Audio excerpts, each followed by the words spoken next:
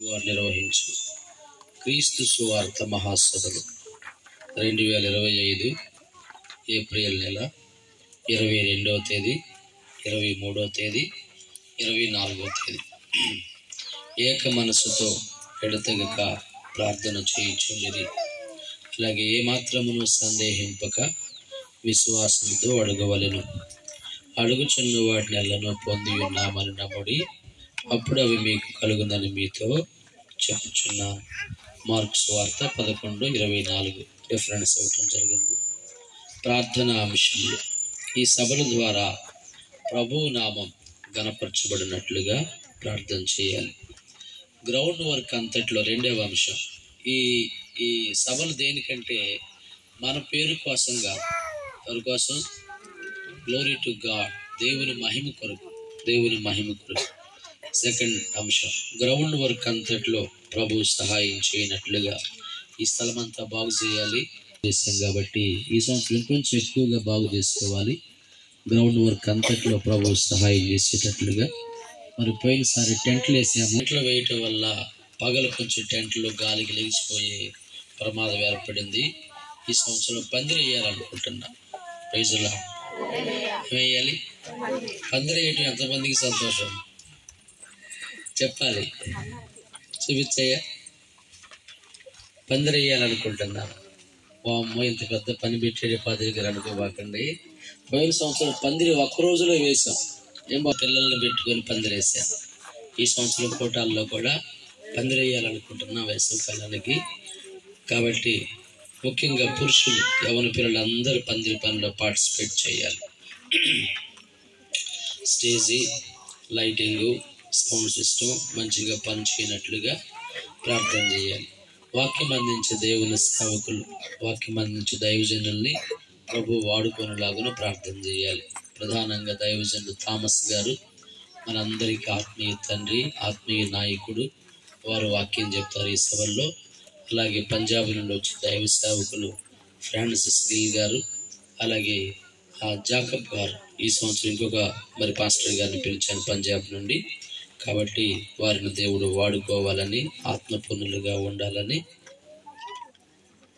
Right. మరి Francis గారు రావటం మీకు ఎంతమందికి సంతోషం? ఫ్రాన్సిస్ గారు రావటం మాకు సంతోషం అన్నవాడు అందరూ స్తోత్రం చెప్పండి. ఫ్రాన్సిస్ గారు చెప్పిన ఒక వాక్యం చెప్పండి గుర్తుపెట్టుకొని.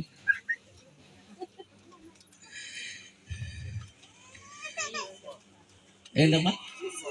విశ్వాసం. రైట్. జకరియా అన్నయ్య చెప్పాడు, ఆయన గుర్తుపెట్టుకుని. విశ్వాసం యాజ్ ఎ ఫెయిత్ఫుల్, విశ్వాసం గురించి చెప్పారు ఆయన. కాబట్టి ఆ దైవజనులను దేవుడు వాడుకోవాలని. అలాగే తర్జుమాదారుల్ని, మరి బిలిగ్రహాన్ని గడిచిన సంవత్సరం దేవుడు వాడుకున్నాడు. ఈ సంవత్సరం ఇద్దరికి తర్జుమా చేయాలి బిలిగ్రహం. తర్జుమాదారులను కూడా ప్రభు వాడుకోవాలని, బిలిగ్రహాన్ని ఇంకా ఆత్మతో నింపి ప్రభు వాడుకోవాలని ప్రార్థన చేద్దాం. అలాగే క్వైట్ టీం, పాటలు పాడే బృందం, వాయిద్యాలు వాయించే సంగీతకారుల్ని, విద్వాంసుల్ని ప్రభు వాడుకోవాలని ప్రార్థన చేద్దాం. 7వ అంశం, ఈ సభలకు వేలాదిగా ప్రజలు రావాలి. వందలాదిగా కాదు, వందలు దాటి వేల మందిగా ప్రజలు రావాలి. వేల మంది రావాలని కోరుకోవటం, ఆశించడం పాపమేమీ కాదన్నమాట, తప్పేమీ కాదు. అంత దురాశ ఎందుకు అనుకోకూడదు. కాబట్టి మనం ఇంప్లిమెంట్ అవ్వాలి అనేటటువంటి ఆశ ఉండాలి. కాబట్టి వేలాదిగా ప్రజలు తరలి రావాలని ప్రార్థన చేద్దాం. ఆ తర్వాత ఏంటయ్యా, వచ్చేవారి ప్రయాణాల్లో దేవుని కాపుదల, దగ్గర నుండి దూరం నుండి, మరి వెహికల్ మీద వచ్చిన, ఆటోల మీద వచ్చిన, బస్సుల్లో వచ్చిన, ట్రైన్స్లో వచ్చిన, దగ్గర నుండి దూరం నుండి వచ్చే వారికి మంచి ప్రయాణం ప్రభు ఇవ్వాలని. 8వ అంశం, వచ్చిన వారు వాక్యం విని పశ్చాత్తాపడి రక్షణలోకి రావాలి. చాలా మంది వస్తారు కానీ వాక్యం వినరు, కాలక్షేపం చేస్తారు. ఇట్లా కాకుండా వచ్చిన వారు వాక్యం విని రక్షించబడిన వారు సంఘంలో చేర్చబడాలి, సంఘ సభ్యులు అవ్వాలి. రక్షించబడిన వారు సంఘ సభ్యులుగా మారాలి. 9వ అంశం, సంఘము జీవించబడినట్లుగా, సంఘము అన్ని విధములుగా బలపడినట్లుగా, ఆత్మీయంగాను, ఆర్థికంగాను, సంఖ్యాపరంగాను, మానసికంగాను, శారీరకంగాను, ఆరోగ్యపరంగాను, ఆత్మీయ ఆరోగ్యపరంగాను సంఘం అన్ని విధములుగా బలపడినట్లు. 10వ అంశం, ఎవరు మాట్లాడకూడదు.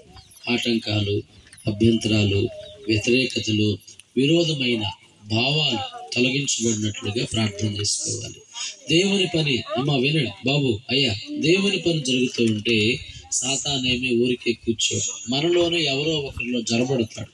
యేసు ప్రభు వారు ఏం చెప్పారంటే, పౌలు గారు ఏం చెప్పారంటే, నేను వెళ్ళిపోయిన తర్వాత క్రూరమైన తోడేళ్లు మీలో ప్రవేశించును, మీలోనే బయలుదేరుదురు అని అంటాడు అన్నమాట. మనలో ఎవరిలో జొరబడకుండా మరి విరోధమైన భావాలు పుట్టించకుండా ప్రార్థన చేసుకోవాలి. అలాగే 11 సాతాను కార్యములు లయపరచబడినట్లుగా. 12వ అంశం దేవుని దయ మనుషుల దయ ఈ పరిచర్య మీద ఉండున్నట్లు. దేవుని దయ ఉండాలి మరియు మనుషుల దయ కూడా ఈ పరిచర్య మీద ఉండాలి. 12వ అంశం 13 యవనస్తులు స్త్రీలు పురుషులు దంపతులు శుద్ధ హృదయంతో పరిచర్య చేయాలి. హృదయంతో శుద్ధ హృదయంతో యవనస్తులైనా స్త్రీలైనా పురుషులైనా భార్యాభర్తలుగా వచ్చేవాళ్ళు శుద్ధ హృదయంతో పనిచేయాలి. కాబట్టి మనం పరిచర్య చేస్తా ఉంటే ఎవరి పనులు వాళ్ళు మరి సందట్లో సడేమి అన్నట్లుగా, ఇదే సందు అదే రంది అన్నట్లుగా మాట్లాడుకునేవాళ్ళు అమ్మాయిలు అబ్బాయిలు ఇట్లాంటి కార్యాలు కూడా జరుగుతాయి. ఎక్కడ ప్రార్థన పేరిట. కాబట్టి అటువంటి జరగకుండా శుద్ధ హృదయంతో పరిచర్య చేయాలి. 14 భోజన పానాదుల ఏర్పాటు కొరకు. మరి ఎంతమందికి భోజనాలు ఏర్పాటు చేయాలి, మరి భోజన సౌకర్యం కొరకు ఆర్థిక సంబంధమైన అవసరాలు తీర్చబడినట్లుగా. ఆర్థిక అక్కర్లు చెప్పండి, ఏ అక్కర్లు? ఆర్థిక అవసరాలు తీర్చబడినట్లుగా మనం ప్రార్థన చేసుకోవాలి. 15 మంచి వాతావరణం కొరకు. వర్షాలు పడకుండా, వడగాల్పులు లేకుండా, కరెంటు కోతలు లేకుండా, ఇటువంటి ఆటంకాలు లేకుండా మంచి వాతావరణం, అనుకూలమైన వాతావరణాన్ని ప్రభు ఇవ్వాలని ప్రార్థన చేసుకోవాలి. అలాగే 16 సంఘములోని ప్రతి కుటుంబ సభ్యులు. చెప్పండి, ఏ కుటుంబం? All families. అన్ని కుటుంబ సభ్యులు వారి బంధుమిత్రులతో, వారి బంధువులతోనూ మరియు స్నేహితులతో కలిసి కూటాల్లో పాల్గొనాలి. గుర్తుపెట్టుకోండి, మీ కుటుంబ సభ్యులందరూ కూటాల్లో పాల్గొనాలి. అలాగే మీ బంధువులందరూ కూటాల్లో పాల్గొనాలి. మీ స్నేహితులు కూడా తెలియపరచండి, వారు కూడా హాజరవ్వాలని. 17వ అంశం పరిచారకులు అంకిత భావం కలిగి పరిచర్య చేయనట్లు. ఏ భావం? అంకిత భావం. టైం చూసుకోకూడదు. పరిచర్య చేసేవారు ఏం చూసుకోకూడదు? టైం చూసుకోకూడదు. ఒంటి మీద బట్టలు చూసుకోకూడదు, మురికి అవుతాయేమో. అంకిత భావం కలిగి పరిచర్య చేసేవాళ్ళు ఉంటేనే మనం గొప్ప కార్యాలు సాధించగలం అన్నమాట. పరిచర్య చేసేవాళ్ళు అంకిత భావం, డెడికేషన్ పర్సన్స్, అంకిత భావం కలిగి పరిచర్య చేయాలి. 18వ అంశం స్థానిక సంఘ కాపురి కుటుంబమును ప్రభు తన జ్ఞానముతో నింపి వాడుకొనులాగున. మరింత సభలు జరిగించడానికి నాకు కూడా ప్రభు జ్ఞానం అవసరం, దేవుని జ్ఞానం అవసరం. నా ఇష్టానుసారంగా నేను చేస్తే కుదరదు, నా ఇష్టానుసారంగా నేను మాట్లాడితే కుదరదు.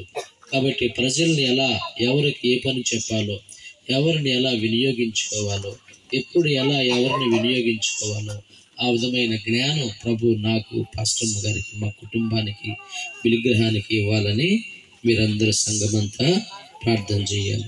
19వ అంశం గ్రామ పెద్దలు, గ్రామస్తులు, మన కాలనీ వాసులందరూ సహకారం అందించినట్లుగా అందరూ హృదయపూర్వకంగా సంతోష హృదయంతో పాల్గొనలాగున.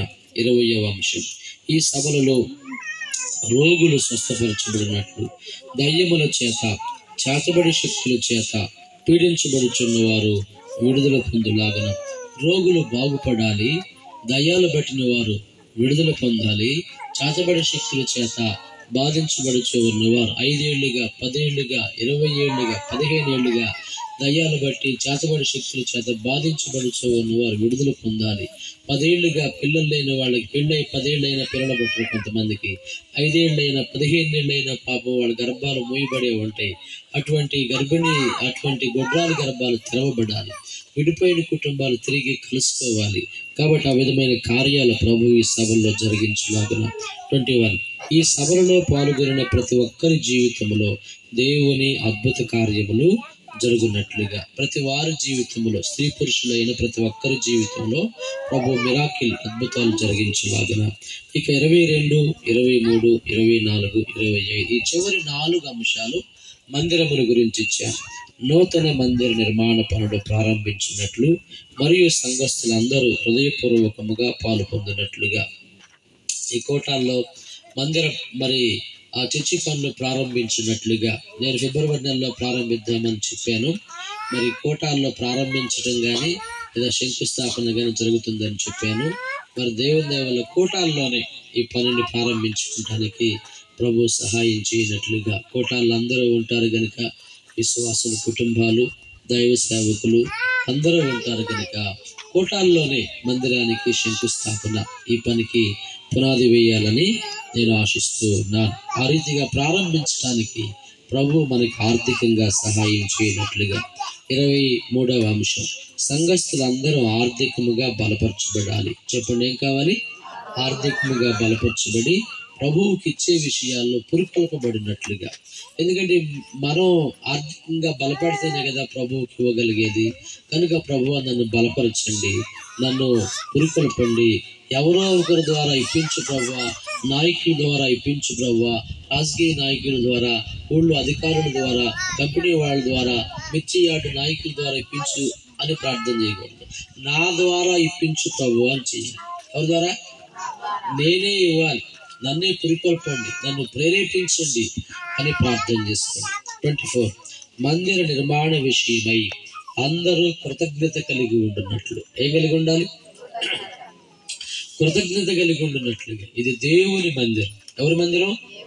దేవుని మందిరం. పాస్టర్ గారిది కాదు, ఎంపుగోళ్ళది కాదు, సంఘాలది కాదు, దేవుని మందిరం. నేను చేయు పని గొప్పది అంటాడు నెహెమ్యా. దావీదు అంటాడు ఇంకొక చోట, కట్టబోవు ఆలయము యెహోవాకే, మనుషులకు కాదు, ఇది దేవునిది, దేవునికి అంటాడు అన్నమాట. కాబట్టి ఈ మందిర నిర్మాణము యోడల అందరూ కృతజ్ఞత కలిగి ఉండినట్లుగా మనం ప్రార్థించి, నన్ను కృతజ్ఞతతో నింపండి ప్రభువా, కృతజ్ఞతతో నింపండి ప్రభువా అని ప్రార్థన చేసుకోవాలి. పాత మందిరం కట్టినప్పుడు మనం ఎవరమీ లేమని ఒప్పుకోవాలి వాస్తవంగా. స్తోత్రం చెప్పండి. కాబట్టి ఈ నూతన పెద్ద మందిర నిర్మాణంలో మనమందరము భాగస్థులం అవ్వాలి, భాగస్వాములం అవ్వాలి. నా చెయ్యి, నా హస్తం మందిర నిర్మాణంలో ఉండాలయ్యా అని ప్రార్థన చేసుకోండి. 25వ అంశం, మందిర నిర్మాణానికి దేవుని కృప ఉండులాగున అన్ని విధములుగా దేవుని సహాయం వచ్చులాగున, అన్ని విధములైనటువంటి సహాయం, ఆర్థిక సహకారం కానివ్వండి, పనిముట్లు కానివ్వండి, మెటీరియల్ కానివ్వండి, పనిచేసే వాళ్ళు కానివ్వండి, ఇంజనీరింగ్ ప్లాన్ కానివ్వండి, గవర్నమెంట్ వారి పర్మిషన్ కానివ్వండి, అన్ని విధములుగా ప్రభు సహాయం చేసేటట్లు ఈ అంశాల కొరకై మనం ఇప్పుడు మాత్రమే కాదు కానీ ప్రతిరోజు ఇంటి దగ్గర ఉదయము, మధ్యాహ్నము, సాయంకాలము ప్రతిరోజు మనం ప్రార్థన చేసే దాని కొరకు ఈ పాంప్లెట్లు ముద్రించబడినవి. అలాగే ఈ అంశాల కొరకు విజ్ఞాపనం చేయడానికి గత రాత్రి నుండి ప్రారంభమైనాయి 40 దినాల ఉపవాస ప్రార్థనలు.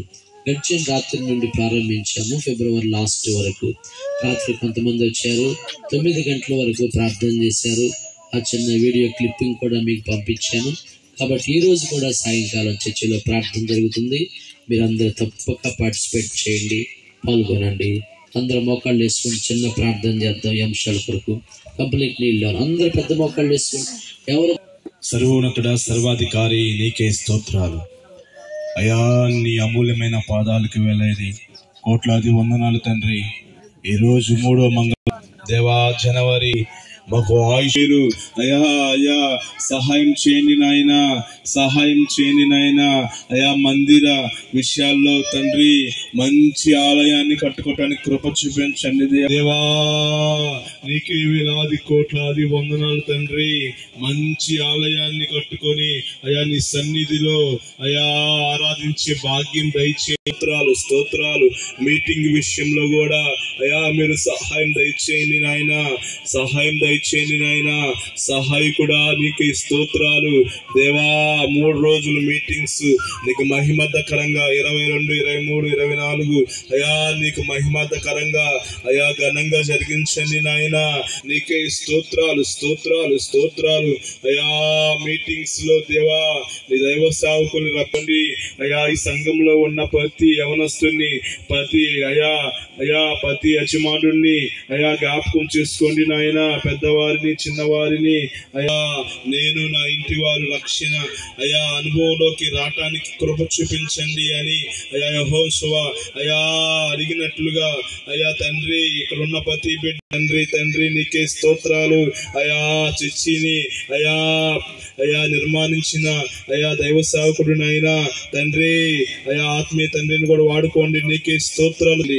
ఈ ప్రార్థన అంశాలన్నిటినీ దీవించి బలపరచమని యేసుక్రీస్తు నామములో అడిగి వేడుకుంటున్నాం తండ్రి. ఆమేన్.